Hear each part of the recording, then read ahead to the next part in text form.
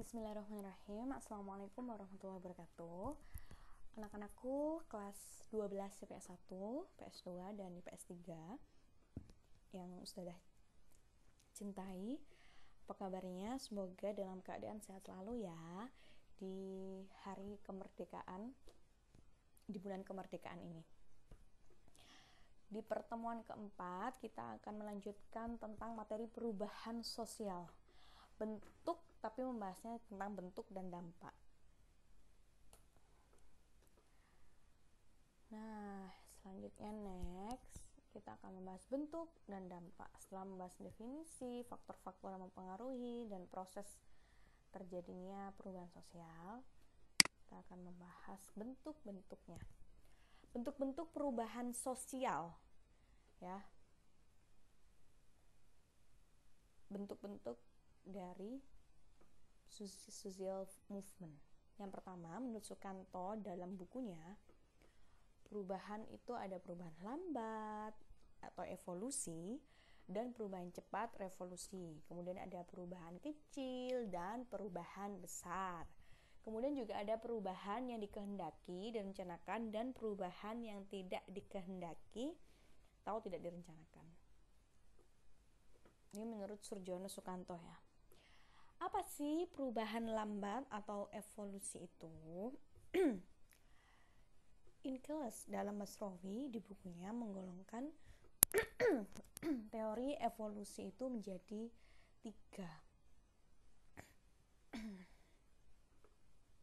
3. Yaitu ada Unilinear Theory of Evolution. Tokohnya tidak jauh-jauh dari Auguste Comte, Herbert Spencer, di mana mereka menjelaskan mengenai masyarakat itu berkembang sesuai tahapan-tahapan, tidak langsung ujuk-ujuk berubah gitu, tapi melalui beberapa tahapan. Kemudian yang kedua ada juga Universal Theory of Evolution. Menurut Herbert Spencer, masyarakat adalah hasil perkembangan dari kelompok homogen ke kelompok heterogen. Jadi dulunya kelompok masyarakat itu kelompok yang homogen sama karakteristiknya, kemudian berkembang menjadi masyarakat yang karakteristiknya banyak, bermacam-macam. Kemudian juga ada multi-lane theories of evolution.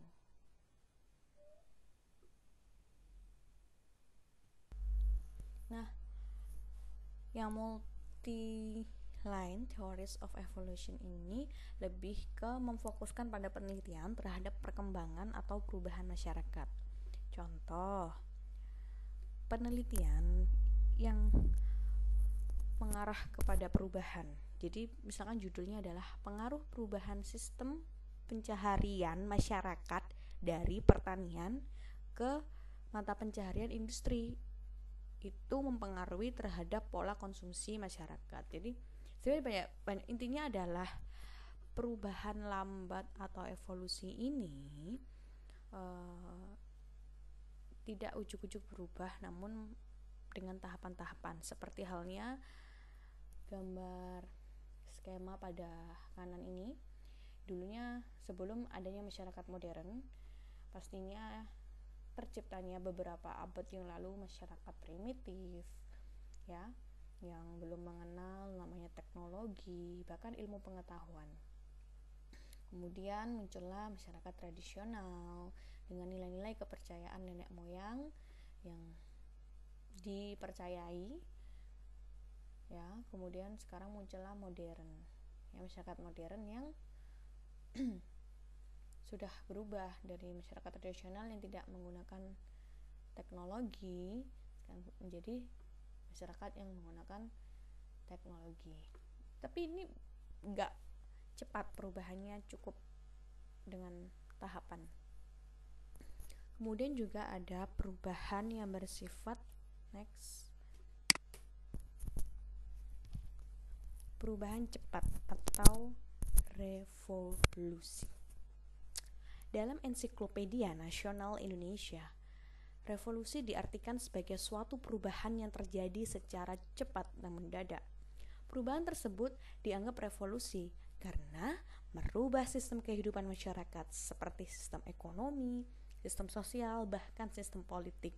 Merubahnya itu secara keseluruhan, secara lembaga, bisa melalui kebijakan yang berdampak besar terhadap seluruh elemen masyarakat. Agar revolusi dapat terjadi, harus adanya keinginan mengadakan suatu perubahan, adanya pemimpin dalam merubah suatu masyarakat. Pemimpin harus menunjukkan suatu tujuan dan menggerakkan perubahan pada masyarakat, dari tataran atas hingga tataran lapisan yang paling bawah. Adanya momentum untuk memulai suatu gerakan. Contoh, revolusi industri mulai dari 1.0, 2.0, 3.0, 4.0 hingga 5.0. Ini juga merupakan perubahan yang cepat karena mempengaruhi seluruh elemen masyarakat, dari sistem sosial, sistem ekonomi, sistem politik. Karena adanya perubahan teknologi yang kita sebut revolusi industri ini, yang dulunya masyarakat bekerja dengan sumber daya manusia, tenaga manusia, kemudian diperbantu oleh mesin ya di pabrik-pabrik itu 1.0. Kemudian juga ada 2.0 ya. Produksi industri dengan mesin uap, produksi massal dengan mesin. Kemudian juga ada globalisasi, produksi menggunakan komputer dan elektronik. Juga penggunaan perangkat yang saling terhubung, internet. Kemudian juga ada sekarang personalisasi masa depan, memanusiakan manusia dengan teknologi. Seperti apakah itu? Ini berdampak sangat besar bahkan di dunia ya. Nah, selain itu ada lagi bentuk-bentuk perubahan sosial, yang kategorinya itu perubahan kecil dan perubahan besar. Menurut Sukanto, perubahan kecil merupakan perubahan-perubahan yang terjadi pada unsur-unsur struktur sosial dan tidak membawa pengaruh langsung bagi masyarakat. Jadi di dalamnya itu tidak merubah seluruh sistem, tapi hanya kan sistem itu kan banyak, ada unsur-unsurnya. Yang berubah ini hanya beberapa unsur saja, tidak seluruh sistem. Jadi misalnya mode pakaian, ini kan sistem ekonomi ya. Misalkan kita bisa bilang fashion yang diperjualbelikan itu sistem ekonomi. Sistem ekonomi tidak menerapkan kebijakan apapun untuk harus membeli fashion ini, tidak. Tapi di dalamnya sistem ekonomi ada unsur penjualan fashion. Terdapat inovasi, perubahan-perubahan fashion yang menawarkan kepada pasar masyarakat untuk membeli pakaian dengan fashion yang terkini. Jadi itu tidak terlalu, orang tidak beli juga tidak apa-apa gitu kan. Tapi tidak perubahannya tidak besar. Dan kalau ini yang perubahan besar adalah perbedaannya dengan perubahan kecil. Perubahan besar lebih membawa pengaruh yang besar bagi masyarakat, mulai dari sistem atau lembaganya hingga pada masyarakatnya. Jadi pada tataran kebijakan, jadi misalkan sumbangan pemerintah desa terhadap seluruh petani di desa di desa ini, kecamatan ini, kota ini ya. Sumbangan teknologi pembajak sawah. Nah, akhirnya kalau sudah ada sumbangan tersebut dan dirasa menguntungkan para petani tidak capek-capek dan lebih efektif dan efisien sebagai pengganti sapi ya. Jadi kalau dirasa itu bermanfaat dan cocok ya, akhirnya semua petani akan menerapkan itu karena memang ada modal yang diberikan oleh pemerintah. Itu sudah perubahan besar karena mempengaruhi perilaku petani, efektivitas hasil pertanian, ya kan, kemudian semangat bekerja petani, dan itu mempengaruhi seluruh proses pertanian. Bentuk-bentuk perubahan sosial juga ada perubahan yang dikehendaki, direncanakan, dan perubahan yang tidak dikehendaki atau tidak direncanakan. Perubahan yang dikehendaki ialah perubahan yang diperkirakan atau direncanakan terlebih dahulu oleh pihak-pihak yang mengadakan perubahan dalam masyarakat. Pihak yang menghendaki perubahan disebut agent of change. Kalau di sini contohnya adalah Bapak Proklamator Indonesia, yaitu Insinyur Soekarno, merupakan salah satu agen of change terbentuknya perubahan kemerdekaan Indonesia yang dulunya dijajah, belum memiliki status merdeka, sehingga jadi bangsa yang statusnya adalah merdeka dengan orasi Bapak Proklamator di hadapan publik disaksikan oleh seluruh elemen masyarakat Indonesia. Itu sudah menunjukkan keberanian beliau sebagai salah satu agent of change, agen perubahan. Sama halnya seperti kalau zaman sekarang ini, katanya agent of change salah satunya mahasiswa, ya kan, yang suka mengkritisi kebijakan-kebijakan pemerintah yang dirasa tidak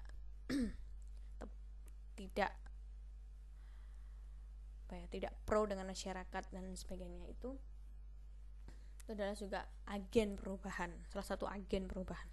Kemudian juga ada perubahan yang tidak dikehendaki. Contohnya yaitu perubahan-perubahan yang tidak dikehendaki dan berlangsung di luar jangkauan pengawasan masyarakat. Ini contohnya adalah perubahan yang dulunya adanya pemukiman penduduk, kemudian karena kena musibah alam, yaitu lumpur lapindo di Sidoarjo, jadi sehingga tidak ada pemukiman penduduk, ya, jadi berubah menjadi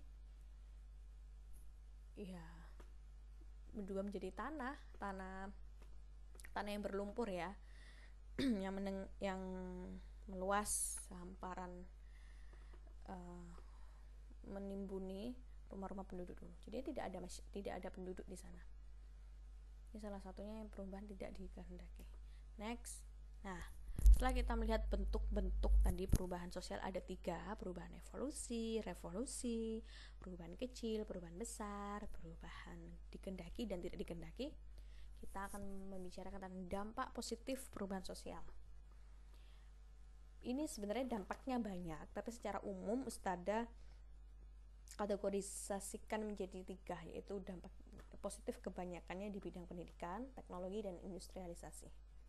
Di bidang pendidikan, perbaikan sistem pendidikan nasional akan memberikan kesempatan masyarakat memperoleh pelayanan pendidikan yang baik. Pendidikan akan memberikan kesempatan masyarakat juga untuk memperoleh pekerjaan yang layak dan menghasilkan angkatan kerja yang profesional. Pendidikan dapat membuka pikiran masyarakat. Jadi adanya perubahan sosial, adanya ilmu pengetahuan yang masuk, ya kan, dari luar ke Indonesia, ilmu pengetahuan yang benar-benar sains, benar-benar diuji. Kemudian ada teknologi juga dari sains, itu akan memberikan kemajuan di bidang pendidikan dan otomatis akan mempengaruhi tingkat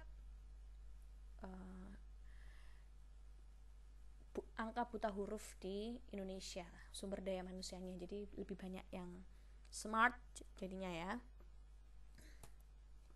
Kemudian juga mempengaruhi perubahan di bidang teknologi, perubahan sosial itu. Teknologi tepat guna akan menghasilkan efisiensi dan efektivitas manusia bekerja lebih produktif. Kemudian juga ada perubahan di bidang industrialisasi.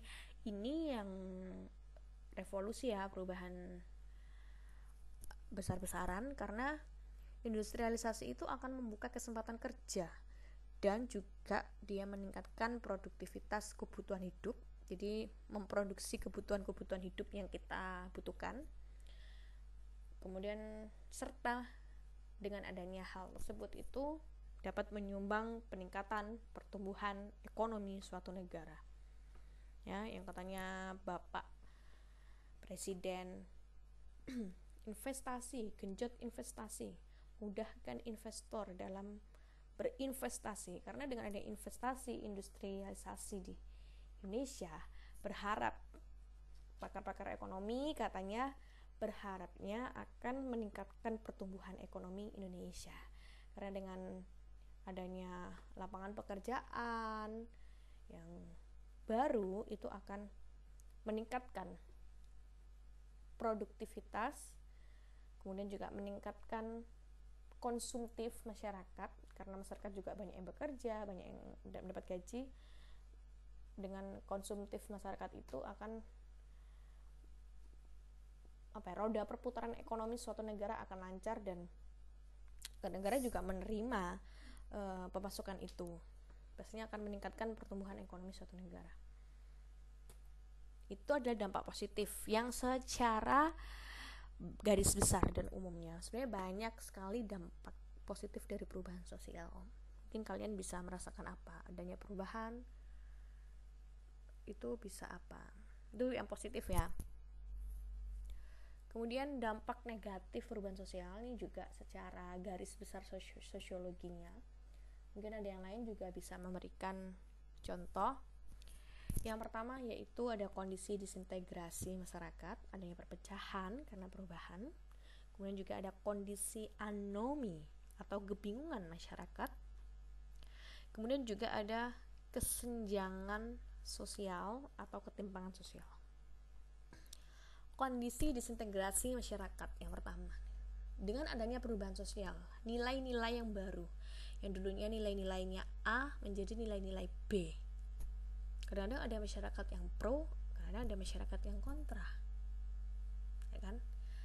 Adanya perubahan cepat dapat menyebabkan disintegrasi atau perpecahan di masyarakat bila tidak dilaksanakan dan direncanakan dengan tepat, tidak berfungsinya lembaga pemerintahan dengan baik. Jadi kalau misalkan kita mau memberikan nilai-nilai baru terhadap suatu masyarakat, misalkan ini masyarakat pengen diubah karena dulunya tradisional supaya modern, ya, tapi tidak didukung dengan rencana-rencana yang baik. Misalkan tuh di suatu desa dikasih laptop gratis supaya niatnya memberikan pendidikan yang maju di desa. Bukan pendidikan gratis ya, fasilitas laptop untuk misalkan siswa SMA ya. Misalkan SMA di desa dikit ya, tapi dikasih tuh fasilitas laptop untuk perwakilan apa gitu di kelas-kelasnya. Akhirnya tidak berfungsi dengan maksimal. Because why? Karena ya tidak didukung dengan satu nilai-nilai modernitas sebenarnya berusaha untuk dimasukkan ke dalam masyarakat tradisional, namun tidak didukung dengan rencana-rencana tepat. Satu, misalkan sumber daya manusianya tidak ada yang mengajari cara menggunakan laptop, atau tidak ada sarana prasarana yang mendukung, seperti tidak ada wifi, sulitnya memasang wifi di pelosok desa karena tidak ada sinyal, ya kan? Itu juga salah satu faktor. Jadi laptop ya tidak berfungsi dengan maksimal gitu ya. Niatnya ingin memasukkan teknologi ke dalam suatu masyarakat, namun tidak berjalan dengan baik ya. Tapi ini contohnya yang anomi. Tapi kalau kondisi disintegrasinya mungkin membuat perpecahan ya. Membuat perpecahan itu contohnya gini. Ada nilai-nilai baru nih. Masyarakat tradisional itu percaya bahwasanya kalau misalkan ada ada ibu bukan masyarakat desa nih, jadi misalkan kalau ada ya misalkan kayak gotong royong nih dalam pembersihan desa. Kemudian ada masyarakat pendatang yang tiba-tiba mungkin karena kerjanya itu di sekitar desa tersebut, akhirnya menyewa rumah salah satu rumah yang ada di desa tersebut.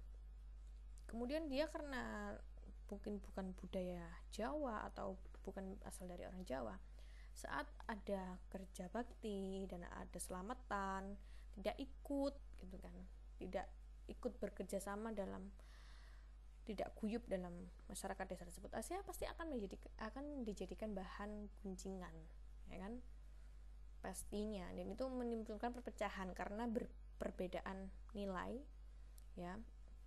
Niatnya dia merasa ngapain sih, biasa aja kan, itu bukan urusan saya dan lain sebagainya. Namun karena ada perubahan nilai-nilai yang dia alami pada si pendatang itu, akhirnya dia merasa kayak tersisihkan dari masyarakat gitu ya, karena ada perubahan nilai itu dan dia tidak bisa beradaptasi. Itu dia, ada yang pro, ada yang kontra, itu salah satu contohnya. Yang kedua yaitu ada kondisi anomi atau kebingungan dari masyarakat. Contohnya tadi yang seperti Ustazah bilang, ada laptop dikasih ya sama pemerintah cuma-cuma, habis itu niatnya mau digunakan untuk kemajuan pendidikan pada masyarakat yang ada di pelosok desa. Karena tidak ada sarana internet atau wifi, susah sinyal untuk menghubungkannya, sehingga laptop itu tidak berfungsi dan tidak dipergunakan secara maksimal, ya. Jadinya ya hanya mungkin untuk dibuat ngetik aja, tapi tidak bisa dibuat untuk mengakses internet, untuk email, kirim pesan, ya kan, untuk cari bahan-bahan yang lebih kreatif dan inovatif, sumber-sumber itu. Jadi sebenarnya bingung gitu loh, ada teknologinya tapi nggak bisa maksimal makainya. Itu kondisi anomi. Jadi ketika nilai-nilai yang ada di masyarakat sudah tidak berlaku, tidak dihiraukan karena perubahan sosial, namun beberapa masyarakat, ini contoh lain. Jadi yang contohnya Ustazah Bifah laptop tadi adalah ketika nilai-nilai baru yang hadir di dalam masyarakat belum sepenuhnya terpakai atau berlaku di masyarakat, karena ada beberapa unsur yang belum dilengkapi. Terus kalau yang pertama ini apa, kondisi anomi bingung ketika nilai-nilai yang ada di masyarakat sudah tidak berlaku atau tidak dihiraukan karena perubahan sosial, namun beberapa masyarakat masih mempercayainya.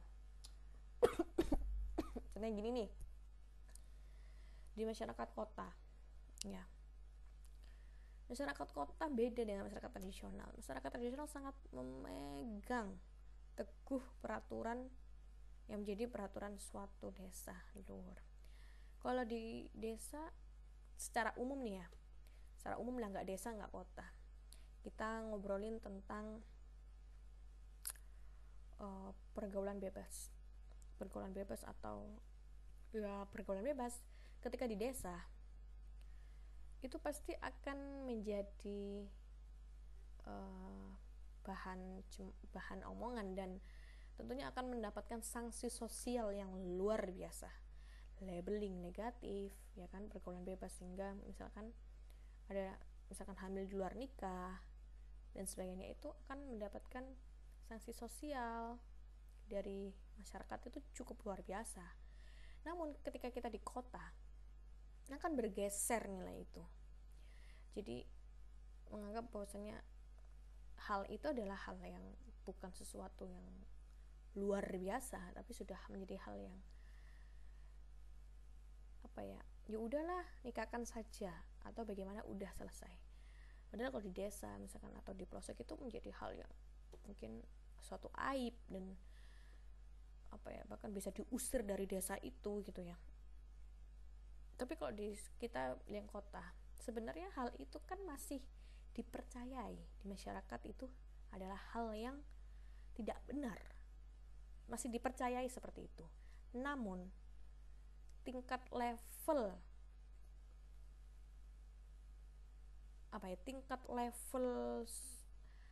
itu adalah tindakan yang buruk, itu menurun daripada di desa itu sangat hal yang luar biasa gitu. Apalagi misalkan kita hidup di Aceh ya, yang menerapkan hukum-hukum Islam dalam suatu wilayahnya, itu sangat harus benar-benar ditegakkan, misalkan hukum cambuk di depan publik dan lain sebagainya. ketika kita di kota, hal-hal itu malah sudah bergeser gitu, malah kadang-kadang tetangga yang mengetahui aja, ngapain sih itu, bukan anakku, ya kita nggak usah ngurusin. Nah kayak gitu, individualis, tidak saling mengingatkan atau tidak saling menegur urusan masing-masing masyarakat kota. Tapi masyarakat desa itu menjadi urusan bersama, bahkan itu memalukan nama baik desa, bisa sampai ada yang diusir dari desanya kan, karena itu merasa tanggung jawab bersama sebenarnya kan dalam menegakkan aturan yang ada. Itu sudah mulai tingkatnya bergeser. Jadi sebenarnya ada kondisi anomi juga gitu loh, masyarakat yang individualis, tidak menegur, tidak mengawasi remaja-remaja tersebut, dibiarkan saja. Tapi ketika sudah terjadi, ya akhirnya nanti dibilangnya angka kenakalan remaja naik, bingung. Tapi di sisi lain masyarakatnya juga tidak mempedulikan satu sama lain. Itulah kondisi anomi sebenarnya.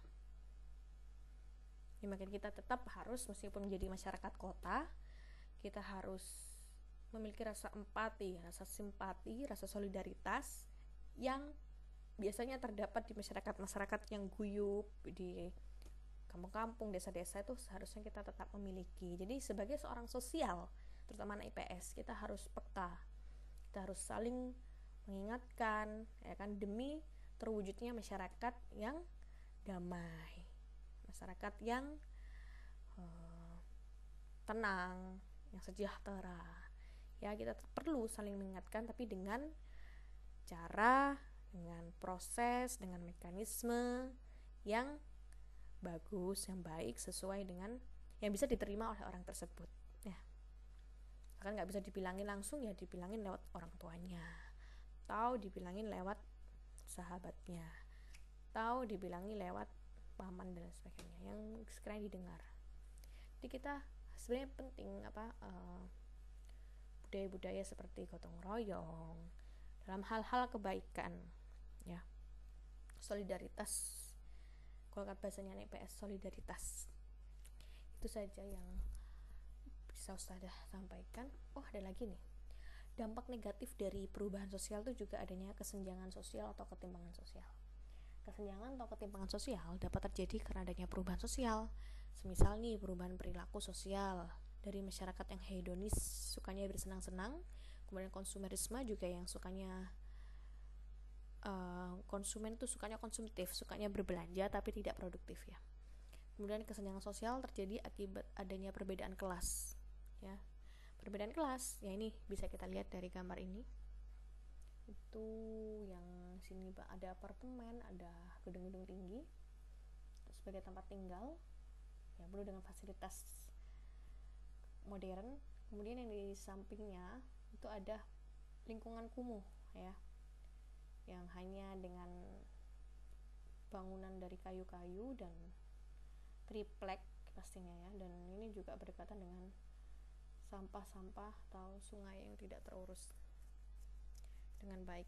Jadi ya ini tadi, karena ada tingkatan masyarakat bawah, masyarakat tengah, dan masyarakat atas, ya. Kita ngomongnya masyarakat lapisan bawah, lapisan tengah, lapisan atas itu sangat berdekatan kesenjangannya, bahkan bertetangga. Itu karena adanya perubahan sosial tersebut. Itu melahirkan kesenjangan. Terima kasih. Perubahan kecil, ini ada kata-kata mutiara tentang perubahan kecil. Perubahan kecil yang dilakukan nantinya mampu membuahkan hasil yang sangat besar. Jadi kalau kita ingin merubah seseorang atau ingin merubah diri kita sendiri, ya kita sabar dengan perubahan proses pada setiap tahapannya yang dilalui, perubahan-perubahan kecil yang insya Allah akan menjadikan perubahan yang sangat besar, ya. Yang penting adalah ada kemauan untuk hijrah bahasanya hijrah atau berubah menjadi lebih baik. Terima kasih, itu saja yang bisa saya sampaikan. Tetap semangat untuk belajar, tidak ada tugas. Selamat hari bulan kemerdekaan Indonesia. Tetap semangat, merdeka. Assalamualaikum warahmatullahi wabarakatuh.